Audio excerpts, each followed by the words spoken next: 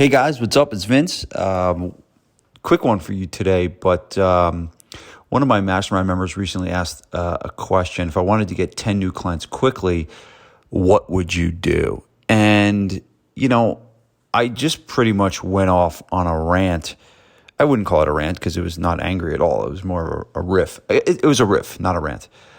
It was a riff on what I would do to get 10 new clients quickly. So if that's something of interest to you, take a listen to my answer right here. I want you to call every former client that you've ever had on the phone.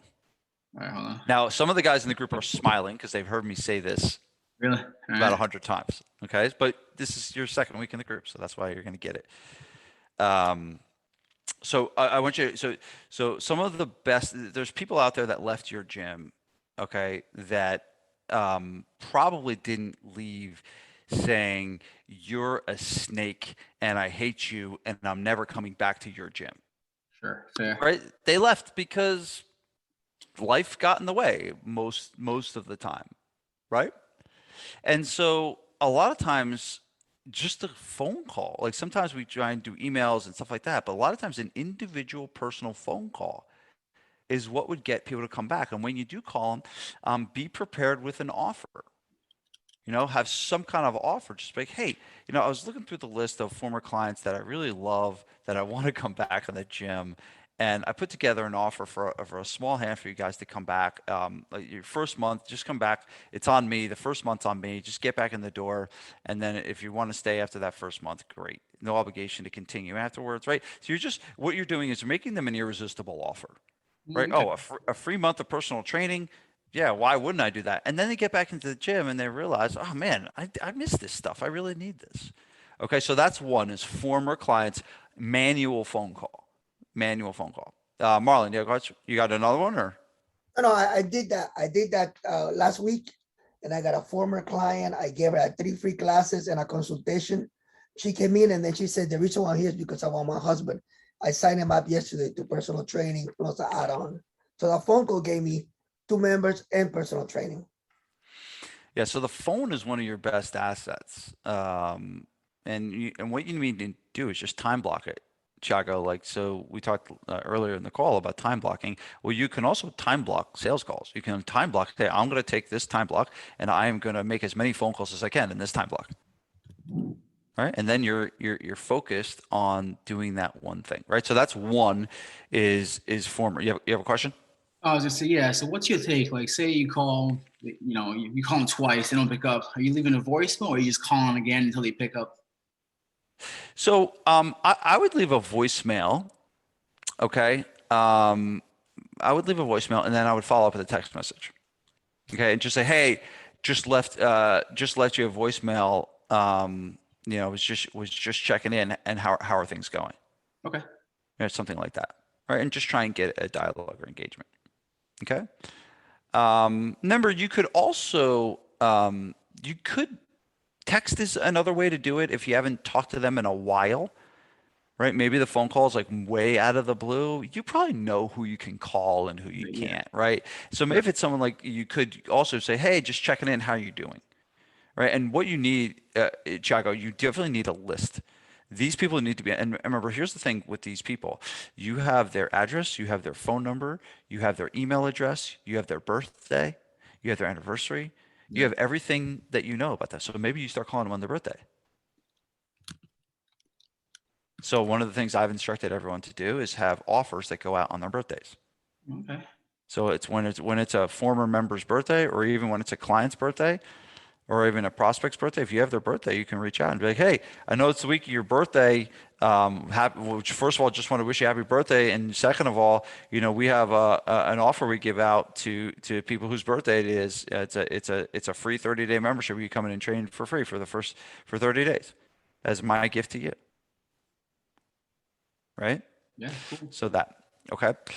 So that's, so now the second place you'll go, so former members, right? So the second place you'll go, and remember, I've talked about this before, but this is where I go if let's say I bought one of your businesses, right? And you left everything. Let's say you just just all of a sudden just got out of Dodge and I just walked in to the gym, I would go into your MindBody account or your CRM or whatever, and I would look for, all right, who used to pay Chago money and that's not paying him now.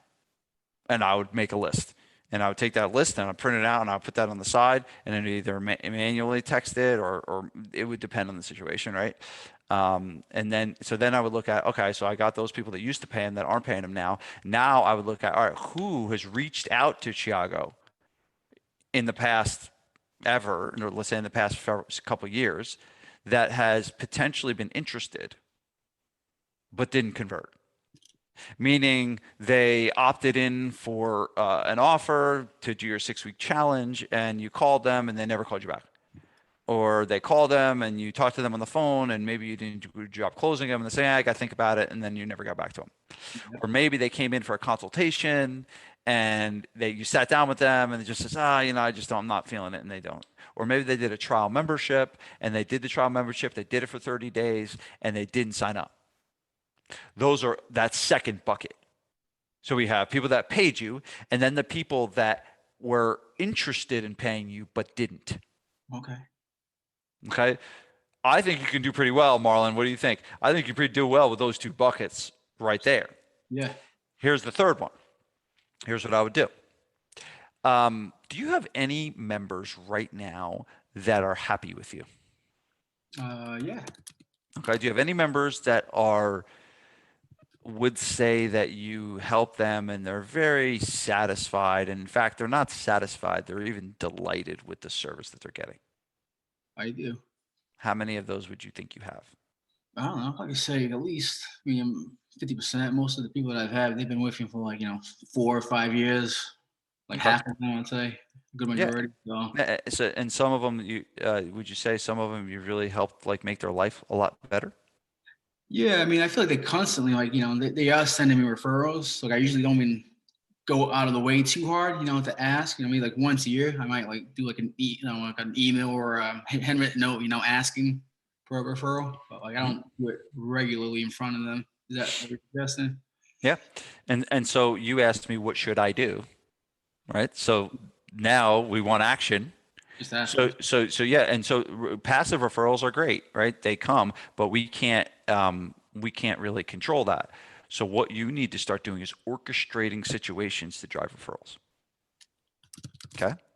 And so what I would do if I were you in the situation, I would go to the people, start with 5, and take your top 5 people that, man, that these people they love you. They love you.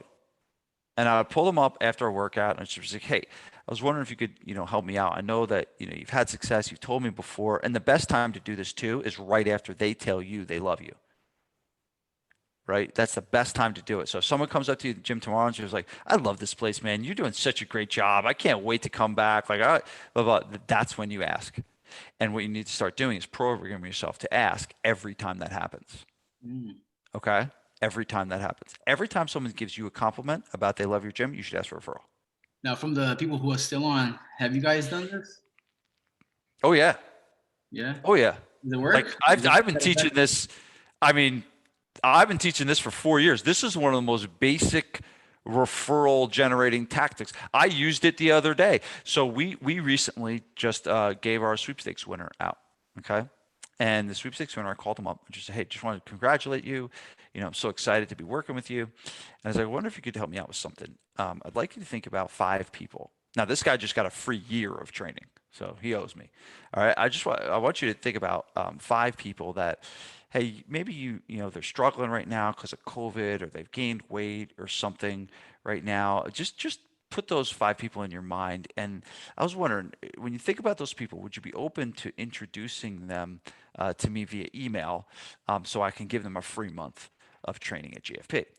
And he was like, I can think of 10 people right now. That's what he said immediately. All right. And he's already started. He didn't refer all 5 at once because no one's sitting down and they're going to bang it out like a project, but they'll come in over time. Yeah. Right. And I've also used a term called commitment and consistency because I've asked him to commit to it. I've asked it to commit. He's like, do you think you can help me out? Okay. Right. So let me play the role here. Okay. So Hey, Chago, do you think you could do me a favor?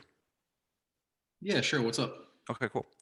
Um, I know you just joined this group, and a lot of times people that are gym owners, they have other people they know that are in the same field. Like maybe you went to a seminar with them, maybe you had someone you grew up with also owns a gym, or maybe it's just someone like in your network or even someone in your community that's not a competitor of yours.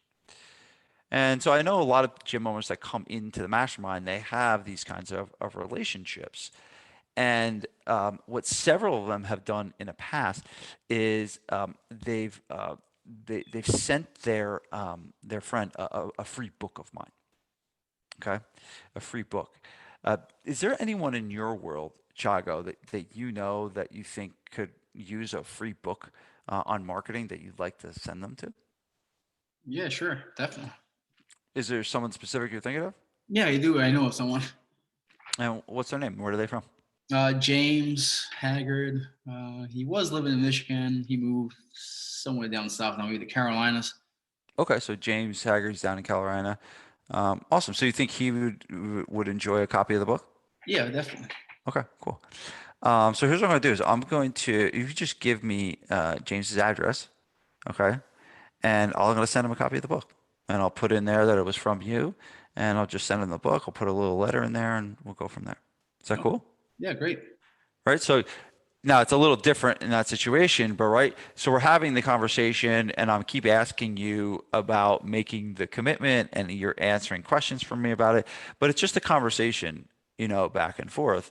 And remember, I'm talking to you about this. You're new to the group, right? So Right. I don't expect you to be like, oh, of course, Vince, right? But George McGuire in the middle of your screen has sent me many text messages late at night telling him how much better his life is because of the business advice I've given him. And I have the text message to prove it. I believe he cries on all of them. Okay. But so when I go, Everyone. right, when I go to George and I have these conversations with him, or I ask him to do a video testimonial for me, I'm not like nervous about asking George because George has already given me the feedback that he's very, very happy about the success he's had in this group, right? So that's probably why, I might not ask you that question for a while. I want to make sure that, this is something that's going to work for you and all that. But when someone like a George or someone like a Marlon that has gotten really good results, is very happy, that's very satisfied, that is the people, these conversations become very easy to have. Yeah. Okay. So that would be number 3 is pick the top 5 people and have very, very individual conversations with them about Do you have any other ones? I was gonna ask another question. that. Well, I could go on for the next 20 minutes. What's the next question? Well, this was my thought, right? So I'm opening up my 5 p.m. class is getting like pretty full. Where I'm running the last couple of weeks with like 10 people. So I'm gonna open up like a 4 p.m. to move that class. And now I have enough space in each of those classes. I was gonna like put in my Facebook group, hey guys, I'm opening up this class. I wanna, if you have any friends who want to try it out, we have the space to accommodate them. Okay. So here's what you do. Yeah. So number 4. So you got 3, right? So you got former clients people that used to pay you. You got people that reached out but didn't convert. You got 5 referrals, 5 clients that you asked for a referral. Here's number 4 is an orchestrated bring a friend day. Oh, okay. Okay, an orchestrated bring a friend day where you say, hey, on this date, we're having a special class that you can come to where you can bring a friend to. And you have an orchestrated time, and you promote that through a series of about 3 emails and a few social posts through your private group that you're doing a bring a friend day and how they should reach out to bring in the friend. That's And number 4. should I entice them, say, if you the day that you bring a friend, if they show up to class, they can receive a free month? Or should I? So the friend gets the class for free, obviously, Right. right? And then you can do that. You can make an offer that day to the friends. It could be a free month, it could be a free week, whatever you want to do. Yes, you do when they're there, you want to make an offer to them. about what they could do to try it out, to test drive it, for sure. And then what I would do is reward your clients by whatever gifting system you use. Or do you write a handwritten card when someone sends you a client? I wouldn't go crazy, spend a bunch of money on it. Okay, but I would do that. Bring a friend day structure. If you get on the phone with Hashi, maybe ask him. He has a pretty good bring a friend structure that he uses as well. So you can Because talk to Joe about like that. my policy for like bringing a guest in whenever somebody asks, it's like, yeah, sure, bring them in. You know, Right, but I've remember never, so that is good, but remember that is waiting for them yeah, versus you saying this is what we're doing. We're doing this on this day. Bring a friend. And that will happen because it's an yeah, event based versus passively waiting for it to happen. Understand what's happening here. Everything I'm giving you is action for you to take, yeah. to do. Okay. So that's number 4. Now, what do we have coming up? In November, I know you want it now, but November, we're going to give you the holiday card system. And that's where you give your entire client base a card to give a gift to a friend. Okay. And you do it in a physical letter format. We'll give you that whole system, but you don't do that till the end of November. But this should, if you do these things and you've built good, rapport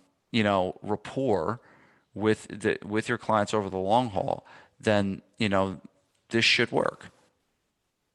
Yeah, no, for sure. I'm gonna, Right. And that's how much money are we spending to do all this? 0. Zero, right? So zero, right? So you're in a spot right now where you can get new clients and spend $0 getting it. Once we have some of these things in place, then you can start spending some money on marketing and doing stuff like that. But hey, let's go after, what's in front of you right now. All this stuff is in front of you. If you haven't been reaching out to your unconverted leads or your former members, they're ripe for the picking. I mean, we follow up with these people every week. When we have a big list of one of our job, Karen, she just follows up with people all day long. That's what she does. It's her job. So How that's how often? important it is. Like 60, So she has, yes, it depends on who they are. It depends on if we know that they said they're coming back. We follow up with them weekly. So it really all depends, of the type of client they are. So there's not like one set way we do it. But that's what I would do for now, right? To get something moving. But as you go, and we'll work with you on this, but as you go, you'll want to start building some of these systems into your business. Yeah. Right. So for example, maybe once a quarter, you do a reactivation campaign Right. where you have a series of emails that go out and a series of phone calls that go out every quarter to former members. And instead of you saying, all right, I got to do this now, every quarter, you just run the play and you Right. do it. So, but for now, we'll get to that. But for now, let's just start practicing good habits of closing people into new memberships. Okay. And I was curious, right? Like, say if I was gonna write like a 13-letter email saying, "Hey, I got this new program. Would you like to try it?" Would you? And if I haven't been emailing my clients or my list, it's been months. Would you warm them up for a couple of weeks before just asking them for something, like giving some articles, some content, or is it? I don't think. I mean, here's the thing. You don't want to be. You don't want to be the guy that just emails when they're trying to sell something. So I think if you do that first, that's okay. But then you follow it up with some other things that provide value to them. And remember, providing value is not in the form of just giving them workouts and giving them nutritional advice. Providing values could be in the form of entertainment. Providing value could be in the form of inspiration through showcasing testimonials and stuff like that. But yeah, I think you could do that kind of email to your list and see what happens for sure. Okay. Yeah. Thanks.